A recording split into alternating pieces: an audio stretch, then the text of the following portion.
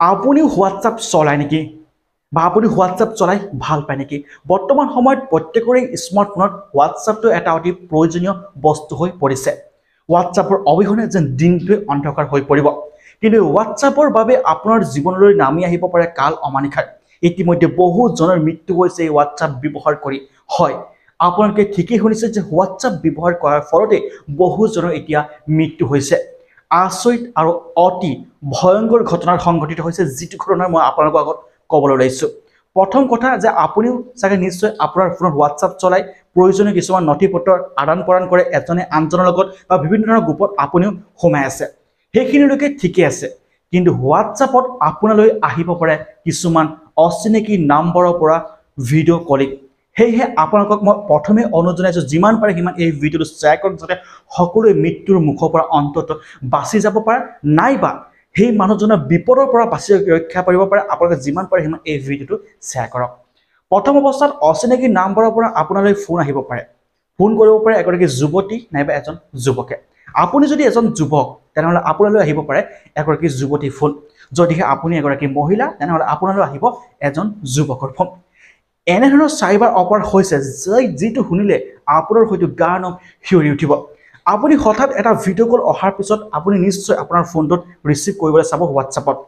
Receive কৰাৰ পিছত আপোনালোকে দেখিব যে যিজন যুৱক বা যিগৰাকী যুৱতীয়ে ভিডিঅ' কলিং কৰিছে, গাত সম্পূৰ্ণ কাপোৰ নাই, বিবস্ত্ৰ অৱস্থাত তেওঁলোকে ফোন কৰিছে আৰু আপোনালোকক বিভিন্ন ধৰণৰ কথাই আপোনালোকক মনোমুগ্ধ কৰি ৰাখিবলৈ চেষ্টা কৰিব। বহু সময়ত আপোনালোকৰ লগত কথা ক'ব যে আমুক তামুক। আপোনালোকৰ হয়তো হতভম্ব হ'ব যে মোলৈ ফোন কৰিছে এগৰাকী যুৱতীয়ে বা এজন যুৱকে, তাকো বিবস্ত্ৰ অৱস্থাত। আচৰিত হৈ পৰিব আপোনালোকে। তাৰপিছত কিছু সময় পিছত আপুনি ফোনটো ডিছকানেক্ট কৰি দিব। আপোনাৰ খং উঠি নাইবা সেইগৰাকী যুৱতীয়ে বা সেইগৰাকী যুৱকজনে আপোনাৰ সেই হোৱাটছআপৰ কলটো ডিছকানেক্ট কৰি দিব। আৰু কিছু সময়ৰ পিছত এই চাইবাৰ অপৰাধীবোৰে আপোনাৰ লগত খেলিবলৈ আৰম্ভ কৰিব। যিহেতু এটা কথা আপোনালোকে স্পষ্টকৈ জানে যে ভিডিঅ' কলিং কৰিলে আপোনাৰ ফেচখনো সেই স্ক্ৰীণত ওলাই থাকে, আৰু যিগৰাকী যুৱক বা যুৱতীয়ে ফোন কৰিব বা যাৰ লগত কথা নাপাতক কিয়, সেই মানুহজনৰ বা সেই মহিলাগৰাকী ফটোকপি বা ভিডিঅ' কোৱাত যিখিনি ফেচ, সেই ফেচটো সেই স্ক্ৰীণত ওলাই থাকে। গতিকে এনে কিছুমান তেওঁলোকে ৰেকৰ্ডিং কৰি ল'ব, ভইচ অভাৰ দি এনে কিছুমান তেওঁলোকে সেই ভিডিঅ'টো প্ৰস্তুত কৰিব, আৰু কিছু সময় পিছতে আপোনাৰ নাম্বাৰলৈ তেওঁলোকে মেছেজ দিবলৈ আৰম্ভ কৰিব। মেছেজত লিখিব, এই ভিডিঅ'টো আপোনালোকে ভালদৰে মন কৰক, এই ভিডিঅ'টো আমুক লাখ টকা দিয়ক, 10 লাখ টকা দিয়ক, 5 লাখ টকা দিয়ক, নহ'লে আপোনাৰ ছ'চিয়েল মিডিয়াৰ হেণ্ডেলত শ্বেয়াৰ কৰি দিয়া হ'ব। আৰু তেওঁলোকে এনে এটা স্কেম কৰে যে আপোনাৰ মোবাইলত যিমানখিনি ফোনৰ নাম্বাৰ ছেভ কৰা আছে, সকলোখিনি ফোনৰ নাম্বাৰ তেওঁলোকে লৈ লয় আৰু আপোনাক লাহে লাহে দিবলৈ চেষ্টা কৰিব এইখিনি ফোনৰ নাম্বাৰ।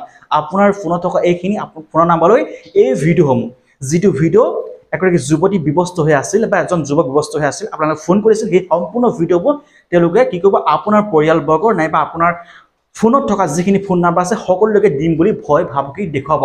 আপোনাক ব্লেকমেইলিং কৰিবলৈ চেষ্টা কৰিব। প্ৰথম অৱস্থাত 10 লাখ খুজিব, 5 লাখ খুজিব।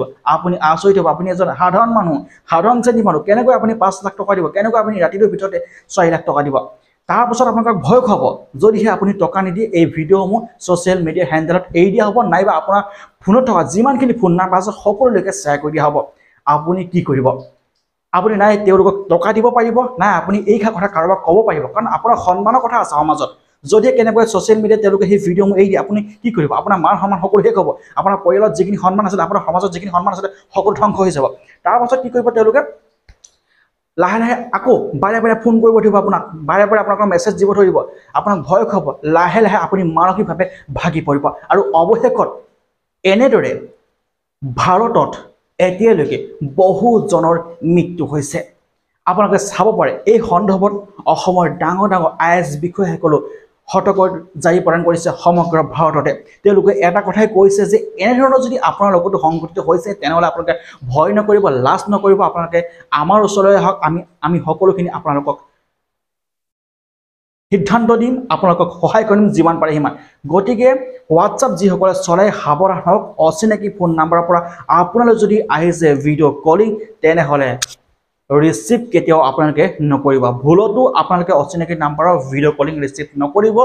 অসমতো বহুত বেছি খবৰ হৈছে আনকি মোৰ লগৰ বন্ধুৰ বান্ধৱ সকলোকে এনেকুৱা ধৰণৰ স্কেম হ'বলৈ আৰম্ভ কৰিছে যাৰ ফলত তেওঁলোকে বিপদত পৰি মোলৈ ফোন কৰে বা মোৰ ওচৰলৈ আহে আৰু মই তেওঁলোকক যিমান পাৰে সিমান সহায় কৰিবলৈ চেষ্টা কৰোঁ সাৱধান হওক সতৰ্ক হওক আৰু যিমান পাৰে সিমান এই ভিডিঅ'টো শ্বেয়াৰ কৰক হোৱাটছআপ যিমান বস্তুটো ভাল তাতকৈ কিন্তু মহাকাল ভাৰতত এনেকৈ মানসিকভাৱে ভাগি বহু মানুহ ইতিমধ্যে নিজকে শেষ কৰি পেলাইছে সাৱধান হওক সতৰ্ক হওক যিমান পাৰে সিমান এই ভিডিঅ'টো শ্বেয়াৰ কৰক ধন্যবাদ বি এলাৰ্ট জয় অসম